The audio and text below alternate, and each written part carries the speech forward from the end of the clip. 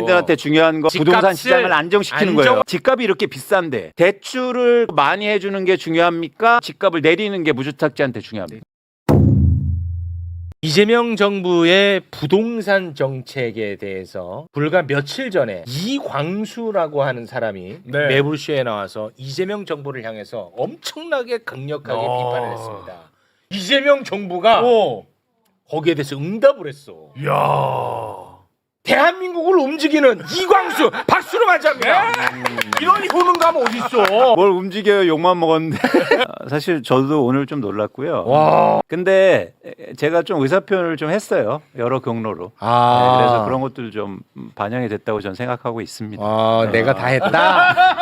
나 이광수다. 일단은 부동산 정책 어떤 변화가 있는지 그걸 좀 짚어주시죠. 일단 저나 아니면 시장에서나 그러니까 중요한 게 왜 이렇게 급하냐. 뭐 조금만 시간을 줘라. 이런 말씀 많이 하셨죠. 급하다 그랬어 이광수. 그러니까 우리가 현재의 상황 파악을 좀 할 필요가 있었다는 거죠. 네. 그런 측면에서 제가 두 가지를 여러분한테 보여드리고 싶은데 첫 번째는 서울의 아파트 가격의 주간 상승률 그래프입니다. 지금 아파트 가격이 얼마나 올랐냐면 0.4%씩이 막 오르고 있었다고요. 일부 지역은요 주간에 1%가 올라요. 와. 그러면 한 달에 몇 프로가 오른 거면 폭등이, 4%요. 연간으로 해서 48%가 오른다는 얘기예요. 와 이거는 큰일 났어. 그러니까 이대로 놨으면 그러니까 이재명 대통령께서도 국회에서 정확히 뭐라고 하십니까? 경제는 뭐다? 타이밍. 그렇죠. 다음 장을 보시면 더 놀라운 일은 집을 갖고 있는 사람들이 엄청나게 안 팔아요.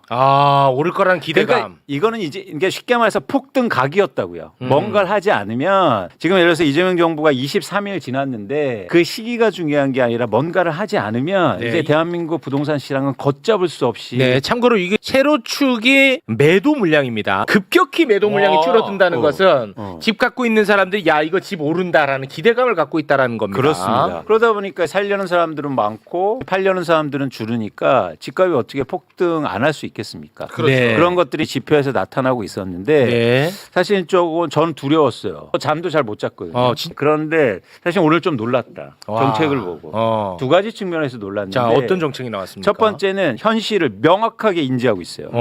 어떻게? 현재 왜 대한민국에 이렇게 서울의 집값이 오르는지 원인 파악을 명확하게 하고 있어요. 어떻게 하고 있습니까? 그러니까 지금 집값이 오르는 거는 대출이 빚이 증가해서 오르고 있거든요. 네. 근데 각종 여러 가지 대출들. 예를 들어서 어떤 상황이냐면 1주택자가 전세자금 대출을 받아서 집을 삽니다. 이거 이해가 되세요? 주택이 있는 사람이 전세 대출을 받을 수 있어요. 이러면서 대출이 방만하게 운영되고 지금 매일 2천억에서 3천억 이상씩 대출이 증가하면서 부동산 시장의 유동성이 쏟아내고 있었다고요. 이 현실을 명확하게 알고 있다. 일단 첫 번째 놀란 게 원인에 대해서 항상 말씀을 하셨거든. 오른다는 문제 제기는 여야 할 것 없이 다 해요.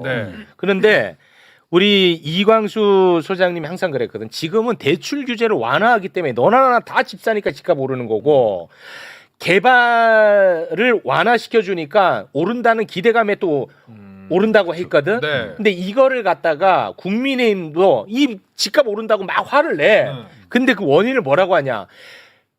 아파트 빨리 더 안 짓기 때문에 오른다고 얘기를 해. 빨리 더 아파트 짓게끔 하라고. 그렇게 원인을 아예 다르게 분석을 한다고. 그러면 큰일 난다는 걸 항상 지적을 했다는 거예요. 정확히 말씀하셨는데 경제에서 뭔가 대책을 만들고 정책을 만들 때 중요한 건 첫 번째는 원인 파악을 제대로 하는 거예요. 그렇죠. 네. 예전에 집값이 오르면 뭐라고 얘기하냐면 1인 가구가 증가해서 집값이 오른대요. 이게 말이 됩니까? 1인 가구가 증가해서 강남 아파트 가격이 올라요? 그래서 모든 경제 정책은 핵심이에요. 뭐냐면 지금의 한국의 경제가 안 좋은 건 내수가 안 좋았다. 명확하게 얘기하잖아요. 그렇습니다. 내수 경제. 네. 이게 중요했는데 저는 그렇지. 그게 우려감이 있었다고요. 왜냐하면 자꾸 딴소리를 하니까. 그런데 이번 정책을 보면서 정확히 원인 파악을 했다는 게 저는 놀랍다. 두 번째는 정책을 발표해서 거기에 맞는 정책을 발표하는데 그 정책이 진짜로 시장에 영향을 미치려면 두 가지 성격을 갖고 있어야 됩니다. 첫 번째는 뭐냐면 예상치 못한 시점이어야 돼요. 그리고 과거에 없던 새로운 정책이어야 돼요. 그래야 먹혀요. 그렇지. 누구나 예상하고 야 그렇게 할 거야 라고 하는 정책은 먹힐 수가 없어요. 근데 오늘 정책은 놀랍습니다. 일단 내일부터 바로 시행이에요. 바로 시행. 전격적인 항상 속도를 말씀하셨잖아. 속도. 타이밍이야. 그래. 이거는 근데 저는 놀랐어요. 놀랐어. 내일은 은행도 안 열어. 왜 내일부터지? 속도예요. 근데 자꾸 이거 저희 보고 이거 방송 안 보신 분이 호들갑 떠지 말라는데 이광수가 얼마나 난리친지 알아. 이건 속도라고 지금 해야 돼서 내가 얘기하는 거라고. 그래 내가 거기서 아이고 2주 됐다. 너 입 찢어버린다고 나한테 2주 얘기하지 말라고 지금 당장 1초가 급하다고 맞아. 말씀하셨잖아. 그렇죠. 그런 측면에서 이제 내일부터 바로 시행입니다. 그리고 두 번째 이제 정책 말씀드리겠지만 과거에 없던 그러니까 이거는 지금 특히 서울의 부동산 시장, 대한민국 부동산 시장을 굉장히 빠르게 안정시킬 거예요. 내용을 한번 볼게요. 예. 일단 제가 주목하는 건 첫 번째는 큰 방향성은 과도한 빚으로 집 사는 시대를 끝내겠다는 거예요. 와 좋다. 빚잔치. 두 번째는 한국의 부동산 시장을 실제로 집을 필요한 사람들을 위한 시장으로 조성하겠다. 그럼 이 큰 방향성으로 일단 첫 번째 나온 정책은 대출과 관련된 정책입니다. 가계대출 총량을 관리하겠다는 건데 네. 제가 이걸 관심 있게 보는 건 뭐냐면 같이 보실게요. 네. 자, 그동안의 방향성은 빚을 즉 대출을 일으키는 사람들을 규제했어요. 이번에는 바로 금융권을 규제합니다. 그러니까 은행 보고 니네 해주지 마라고 한 거예요. 은행한테. 이거는 굉장히 효능감이 있는 거죠. 그동안 은행을 못 건드렸어요. 네. 왜? 엄청나게 큰 사실 이익 집단이잖아요. 그렇죠. 이게 힘들단 말이에요. 맞아.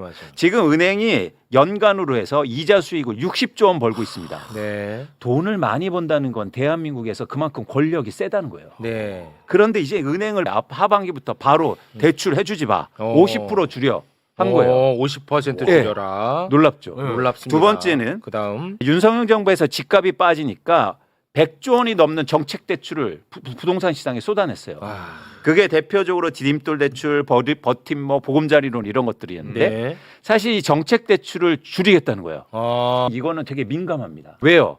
이런 대출을 받는 분들이 대부분 무주택자나. 그렇죠. 그렇지. 그런데 이걸 건드렸어요. 그럼 당장 어떤 불만이 있을까요? 그럼 나 집 어떻게 집 살아? 사지 말라는 거냐? 사다리 걷어차기냐? 그렇지. 이제 앞으로 보수 이재명 정부 이제 지지 철회한다. 그렇죠. 이제 보수 언론들이 이제 엄청나게 때릴 겁니다. 때릴 거예요. 근데 네. 한번 잘 생각해 보자고요. 네. 어떤 거냐면 집값이 이렇게 비싼데 대출을 그렇다고 많이 해주는 게 중요합니까? 아니면 대출을 안 해줘서 집값을 내리는 게 무주택자한테 중요합니까? 내리는 게 내려가지고. 중요하지. 그쵸. 그거예요. 그 용기를 낸 거예요. 용기야. 내가 욕 먹더라도 이게 용기 있는 정책이야. 맞아. 그렇죠. 이 이게. 용기를 못 냈다고요. 그렇지. 무주택자한테 대출을 끊는 걸 못했어요. 맞아. 그런데 끊어서 그러면 내가 집값을 내려줄게요. 진짜. 진짜다. 이 신호를 준 거예요. 그래, 사실은 그렇게 그동안 봐야 되네. 어땠냐면 목마르다고 그랬어요. 집값 오르는데 내 집 없어요. 그래서 그동안 목마른 사람들한테 어떻게 해준지 아십니까? 바닷물을 먹였다고요. 와 좋았다 표현. 표현 좋았어요. 진짜. 바닷물을 먹인 거야. 그랬더니 어떻게 합니까? 계속 더 달래. 집값은 오르고 내 대출은 더 커져요. 그렇지. 맞아. 와 좋았다. 맞아. 자 이제 바닷물 끊고 우물 팝니다. 우물을 파자는 거야. 이거예요. 그래서 그렇지. 이게 놀라운 정책이에요. 이건 아무도 못하는 거야. 그렇지. 제 가슴 떨려요. 이 너무 가슴 좋다. 이거 근데 진짜 용기 있게 낸 거야. 이거는 이재명 대통령 정부만이 할 수 있다. 좋았어. 이거는 박수 받아 마땅해. 그동안 아무도 용기를 못 용기 못 냈거든요. 냅니다. 이거 진짜 내가 대통령 돼도 용기 못 내. 왜냐하면 내일부터 바로 욕 먹을 거거든. 바로 그냥. 다 쏟아낼 거예요. 집 사야 되는데 서민들 어떻게 하냐? 맞아. 사다리 아닙니다. 걷어차리라고. 서민들한테 중요한 건 대출을 많이 해주는 게 아니라 그렇지. 부동산 집값을 시장을 안정시키는 거예요. 안정화시키는 거야. 그게 본질이잖아요. 내일부터 보도 어떻게 나오는지 너 서민들 뒤통수 맞아 따라 나올 거야. 내가 헤드라인 뽑아줄게. 그 다음에 바로 이어서 양극화 심화. 돈 없는 사람은 집 못 사고 이제 돈 있는 사람만 집 산다. 무조건 그렇게 갈 겁니다. 내일부터. 두 번째인데 주택담보대출을 바로 강화하는데 예를 들어서 1주택자 이상 갖고 있는 사람들은 대출을 빵. 야 이거 우리가 얼마나 강조했어. 그쵸. 집 있는 사람한테 왜 대출을 또 해주냐 이거야. 그렇지. 아 근데 이거는 그냥 뭐 10% 20% 아니고 그냥 빵. 좋아. 이거 보여주세요. 와. 놀랍지 않습니까? 진짜지. 그냥 빵이야. 진짜 빵 맞지. 저 빵은 진짜 용감한 거예요. 이게 잘했어. 놀랄만한 거예요. 와. 놀랄만하죠. 그 다음에 와 잘했다. 은행들이 엄청 꼼수를 썼어요. 뭐냐면 대출 제한을 하니까 대출 만기를 늘려버려. 50년 만기 이렇게. 평생 빚에 허덕여. 50년 동안 갚아야 돼요. 그럼 제가 갚으면요. 지금 대출 받으면 100살에 갚아야 돼. 100살까지. 그럼 100살 갚는 게 중요한 게 아니라 쓸 돈이 없어서 내수가 안 돌아 또. 맞습니다. 예. 그래서 이번에 그냥 야 30년 저는 그 이상은 안 된다. 이상 안 돼. 저는 결단하고 과감성이 너무 좋아요. 자 다음 장. 지금 어떻게 했냐면 아까 말씀드린 것처럼 1주택자도 전세담보대출 받아서 전세금으로 집 사고 이런 형태들이 엄청 많았다고요. 이제 진짜 전세로 사는 사람만 대출 받아. 나머지는 전세 대출 안 돼. 이것도 끊어버렸어요. 이제 갭 투자 같은 거 이제 안 됩니다. 그렇죠. 어떤 식이었냐면 예를 들어서 내가 전세 살아요. 그래서 내 돈으로 살고 있는데 집값 오른다 그러니까 이걸로 대출 받아서 그 전세 대출로 다른 데 집을 사요. 이런 형태들이 굉장히 많았단 말이에요. 그러니까 집값이 안 오를 수 없으니까. 너무 비정상적이잖아. 이런 것들이 막 그러면서 은행들이 돈을 벌고 주택시장은 엉망이 엉망이고, 되고 그럼 무주택자는 울고 울고, 전세 가격 월세 가격 어. 오르고 계속 된다니까 공급은. 맞아. 근데 결국은 한 채 갖고 있는 사람이 두 채 갖고 두 채가 세 채 되는 겁니다. 맞아요. 한 채 갖고 있는 사람이 팔아서 또 비싼 집 대출 받아서 사가고 갈아타기 하고 끈이 없어요. 계속 그러니까 바닷물이에요. 네. 그리고 와. 또 하나 놀라운 게 이 새로운 정책인데 너무 좋은데. 자 주택담보대출 좋아요. 6억 원에서 그냥 끝. 더 이상은 안 돼. 그게 무슨 말이에요?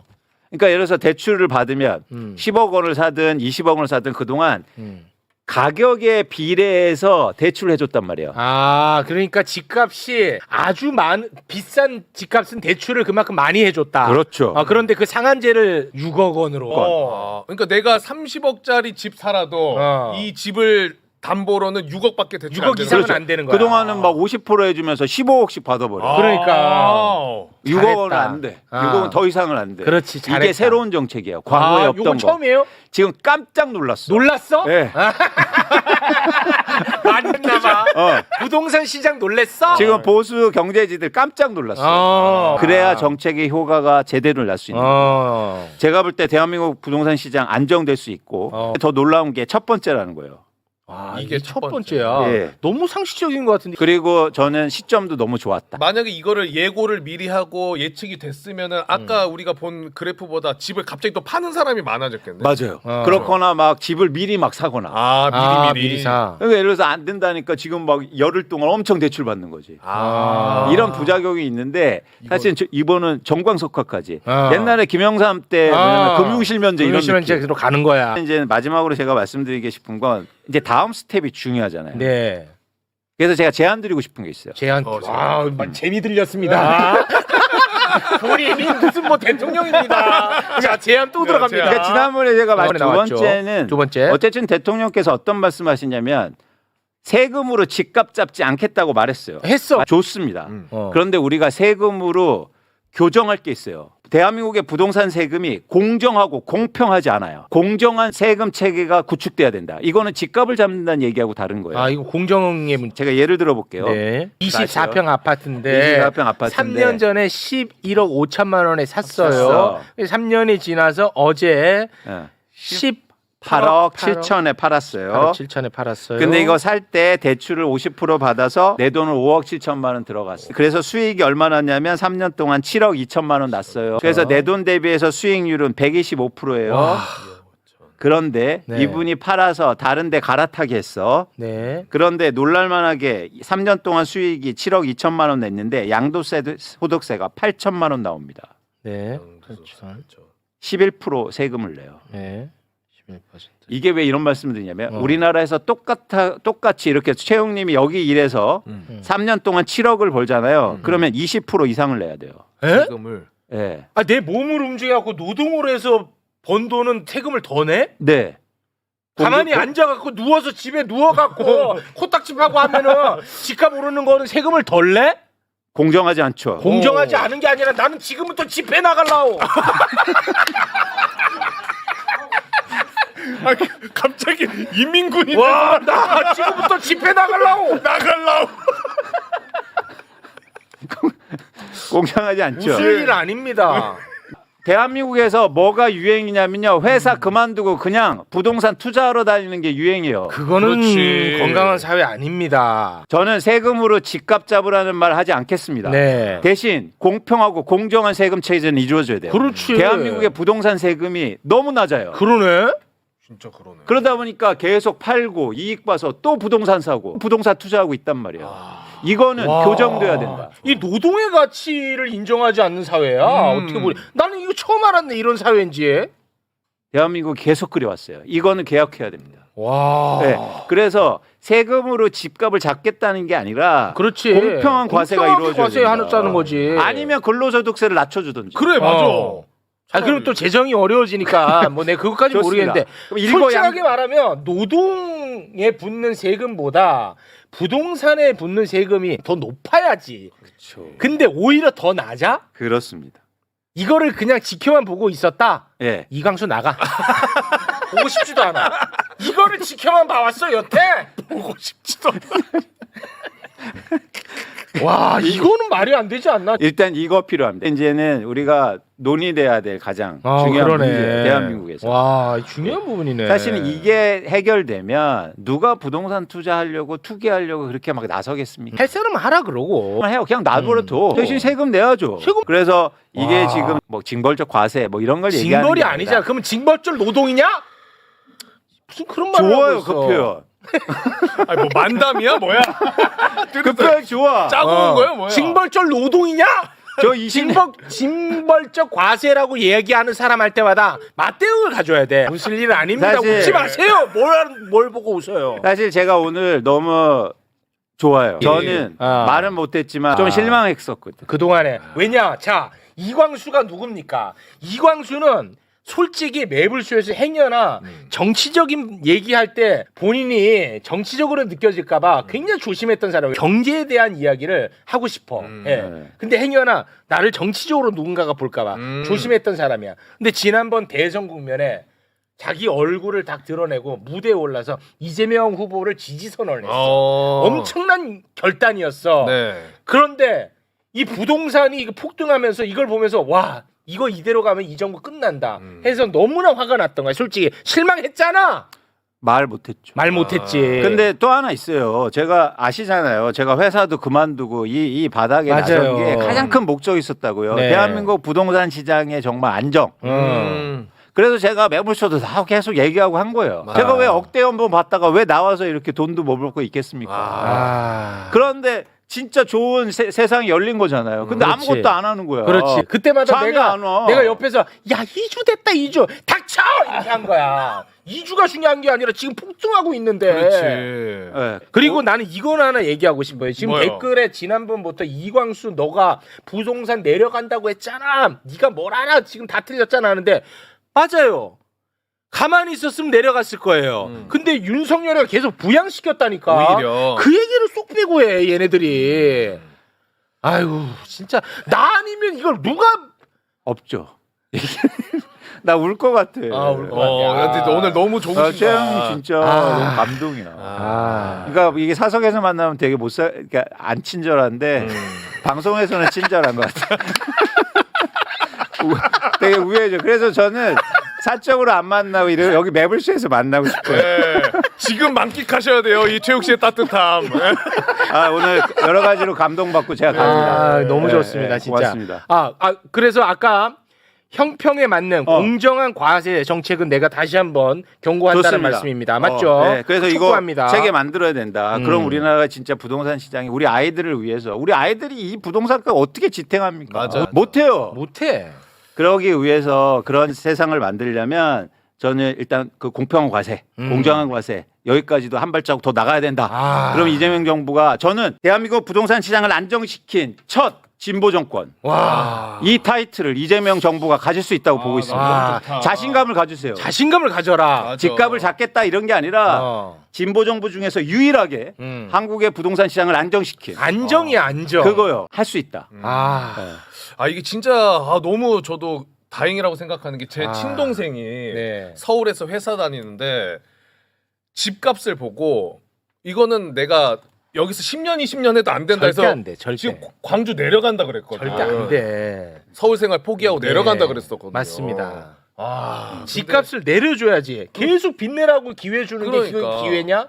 바닷물이지. 바닷물이야. 좋았어요. 바닷물. 계속 써먹어요? 아니 써먹는 게 아니라 훌륭합니다. 좋습니다. 너무 좋습니다. 정말 세상은 바뀌었고요. 효능감을 우리가 느끼고 여기서 희망을 봅니다. 맞습니다. 여기서 하나 더 얹겠습니다. 뭐죠? 상법 개정 빨리 하라 이거야. 민주당 지금 뭐 눈치 봅니까? 맞아요.